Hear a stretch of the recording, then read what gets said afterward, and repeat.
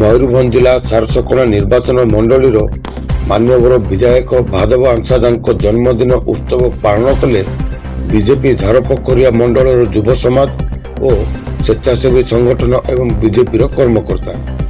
ଏହି ଉତ୍ସବରେ ବିଧାୟକ ଶ୍ରୀ ହାଂସାଦାଙ୍କ ଉପସ୍ଥିତିରେ ପ୍ରଥମେ ରାଜାଲୋକସ୍ଥିତ ଶ୍ରୀ ରାମ ମନ୍ଦିରରେ ପୂଜାପାଠ କରାଯାଇଥିବା ବେଳେ କର୍ମୀମାନଙ୍କ ଦ୍ୱାରା ତାଙ୍କୁ ପୁଷ୍ପଗଛ ଦେଇ ଜନ୍ମଦିନର ଶୁଭେଚ୍ଛା ଓ ଅଭିନନ୍ଦନ ଜ୍ଞାପନ କରିଥିଲେ। ଜନ୍ମଦିନ ଅବସରରେ ମାନ୍ୟବର ବିଧାୟକ କୁନି କୁନି ପିଲା ଏବଂ ଆସିଥିବା ସମସ୍ତ କର୍ମୀମାନଙ୍କୁ ଲଡୁ ଭୋଗ ବଣ୍ଟନ କରିଥିଲେ। ପରବର୍ତ୍ତୀ ସମୟରେ ଝାରପୋଖରିଆ ବଜାରସ୍ଥିତ ବିଜେପି ଅଫିସକୁ ଯାଇ ଜନ୍ମଦିନଟିକୁ ମହା ଆଡମ୍ବର ସହକାରେ ଉପସ୍ଥିତ ଥିବା ମଣ୍ଡଳ ଯୁବ ସମାଜ, ସ୍ୱେଚ୍ଛାସେବୀ ଓ କର୍ମକର୍ତ୍ତାଙ୍କ ଉପସ୍ଥିତିରେ ଛେନାପୋଡ଼ କାଟି ଜନ୍ମଦିନଟିକୁ ପାଳନ କରିଥିଲେ।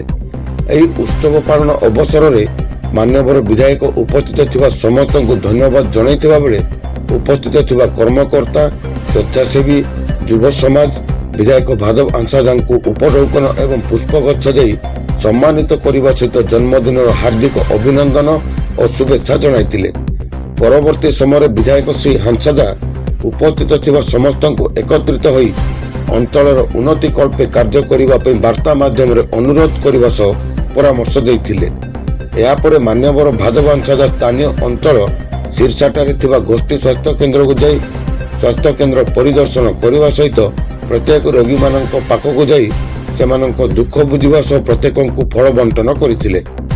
ଜନ୍ମଦିନ ଉତ୍ସବ ପାଳନ ଅବସରରେ ସାରସକଣା ନିର୍ବାଚନ ମଣ୍ଡଳୀର ମାନ୍ୟବର ବିଧାୟକ ଭାଦବ ଆଂସାଦାଙ୍କ ଏଭଳି ପଦକ୍ଷେପ ସାଧାରଣରେ ଚର୍ଚ୍ଚାର ବିଷୟ ପାଲଟିଛି।